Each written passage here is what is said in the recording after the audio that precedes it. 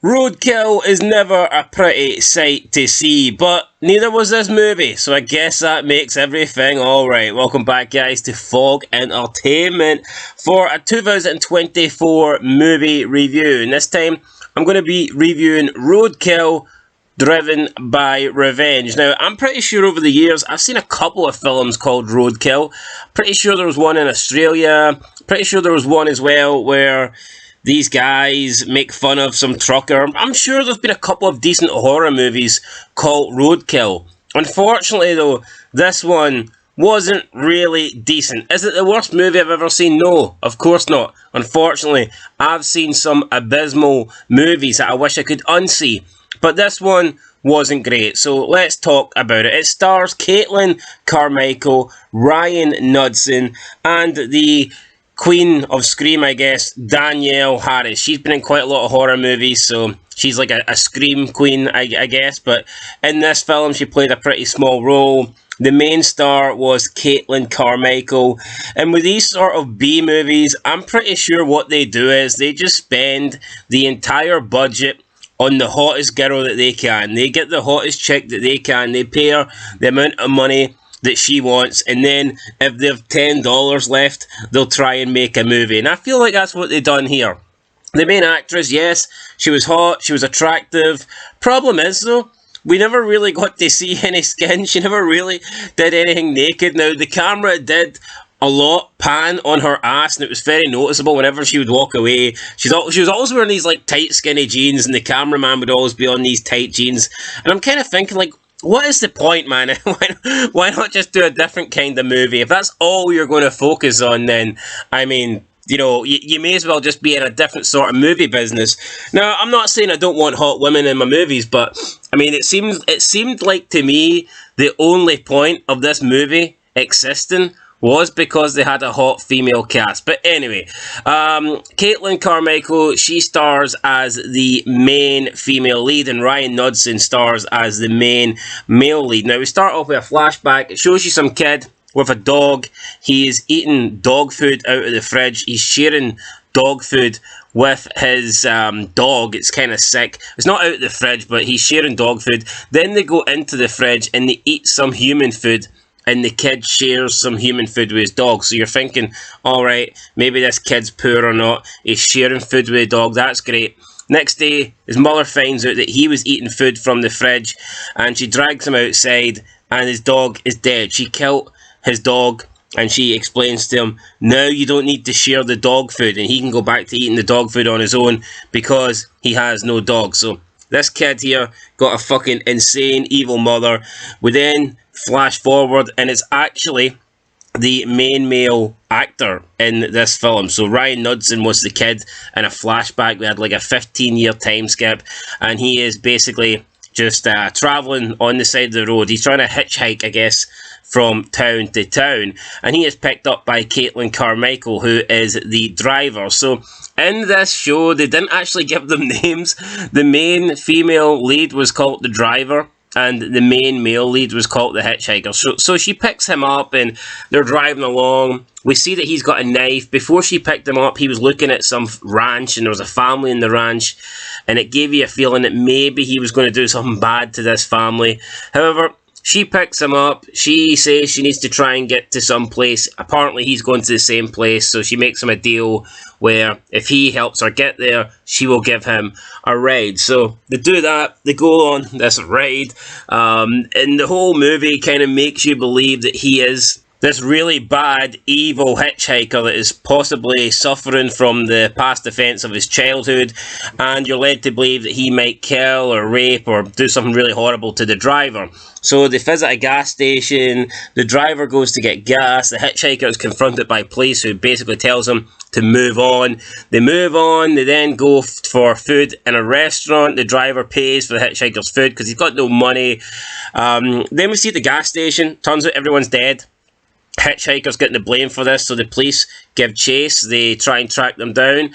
Then we see that the driver is going to use the restroom, and we've got this creepy guy in the restaurant that tries to follow her in, and she manages to see him coming, and she attacks him, and then she starts beating the shit out of him. She breaks his arm, and then she puts her foot on his like windpipe. She crushes his windpipe, crushes his neck. Then they make the escape. The police are chasing them, and the whole time we know the hitchhiker's got a knife, and we think he's the bad guy. They manage to evade the police, and then the driver drugs the hitchhiker, and it turns out she's some crazy fucking killer, and she wants to kill as many people as she possibly can, because I think when she was younger, she was abused as well. Maybe similar to the hitchhiker. I think she may have been sexually abused and stuff like that. Was it anybody to do with the police? Were they involved, or did they just not do anything about it? We don't really know. But the hitchhiker and the driver then kind of get into a fight. They stop the car. The hitchhiker's about to overpower the driver, but then the police arrive. They arrest them. Well, they arrest him, and they take her in, and they're going to look after her. But then it turns out the deputy police, he's going to rape her. So he tries to rape her, and then she manages to somehow break free of the cuffs and bites his ear off, and then she chokes him out while she's got her hands tied behind her back. And then the hitchhiker escapes from Sheriff John Tegan, who's also the director of this film. His name is Warren Fast, for anyone that cares. And by the way, Danielle Harris was the server. She was the chick in the restaurant that served them food. That was pretty much the only thing she really offered in this film. Not a great contribution from Danielle Harris. So yeah, the sheriff tries to stop the hitchhiker from escaping, and then the hitchhiker turns the tables and manages to escape. This then leads to Sheriff John Tegan going one-on-one with the driver. They get into a bit of a shootout. I think she shoots him on the shoulder, but he manages to get her at gunpoint, and he tells her, if you think what happened before was bad, you ain't seen shit yet. And he says, turn around, because we're going to dance. And I don't know if he was like doing some creepy, I'm going to dance on your ass shit, but that's kind of what it sounded like to me. And then he threatens her. He says, if you don't turn around, you're going to get 2 bullets, 1 in each knee, and then a 3rd one somewhere special. So it looks like the sheriff's going to kill her. And then we get the hitchhiker comes to the rescue. He stabs the sheriff to save her, even though she drugged him and looked like she was trying to kill him earlier. So the hitchhiker comes to her rescue, stabs the sheriff, but the driver then freaks out, claiming that that was her kill and that she had to be the one to do it. She wanted to be the one to do it. She is the one on the road. It's her road. It's her car. She's the one that kills people. And then she starts to try and kill the hitchhiker again. She chases him. He jumps in her car, runs her over, then drives off. She gets up and steals the keys from Sheriff John. Then gets into his police car, chases down the hitchhiker. Unfortunately, the hitchhiker is now using her car, and it's like being shot, so the gas tank is like running empty. He ends up getting caught. They get into a bit of a brawl, and at this point the hitchhiker's had enough. He's like, fuck it, you're gonna taste my knife. So he brings his knife out. He's trying to slash her, but she's got this shotgun, just keeps hitting him over the head with a shotgun. Then she tries to choke him out, but the hitchhiker manages to shoot her with a pistol that was lying on the ground. It was either a pistol or it might have been his knife, actually. But I'm pretty sure I heard a gunshot, so I'm going to say it was a knife, because I'm going to say it was the gun, actually, because knives don't really make gunshots. Then he manages to escape. He runs off, and she kind of just lays there and bleeds out and dies, so that's her.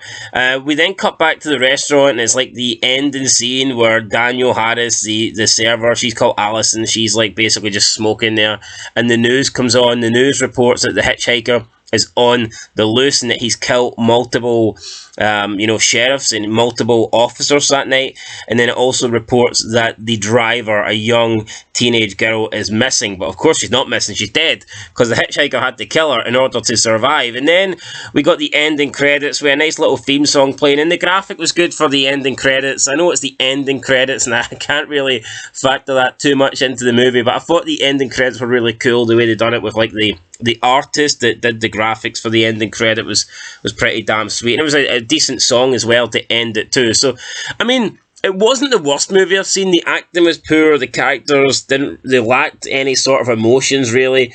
The acting wasn't great, there was no depth, but it was a unique twist how the hitchhiker actually turned out to be just some guy trying to survive, and it was the driver, this like female 19-year-old teenager, who was the killer, and then you've also got the police officers who are killers and rapists. So it looks like the hitchhiker was just trying to hitchhike, I guess, in the wrong area. and he almost paid the price for it, but he managed to survive. So, I mean, it was a weird film. If you want to check it out, by all means do. I wouldn't recommend it. It wasn't great. It wasn't good. I'm going to give it a 4 out of 10. For me, a 4 out of 10 is poor. I thought this movie was poor. It had some redeeming qualities. Like I said, the twist is pretty good. I like the ending credits. The ending theme song as well was pretty decent. It had a hot chick as well in the film. So, I mean, there's some positives to this, but overall, I mean, the acting wasn't great. Outside of the twist in the story, there really wasn't a story. They were just driving from point A to point B. It wasn't great, guys. I'm giving it a 4 out of 10. Let me know what you think. If you want to check out this film, then by all means do it. I'm going to be doing more movie reviews on the channel, so make sure you leave a like, comment, subscribe. I'll catch you in the next one. And yeah, for me, Roadkill gets a 4 out of 10. Till next time, peace.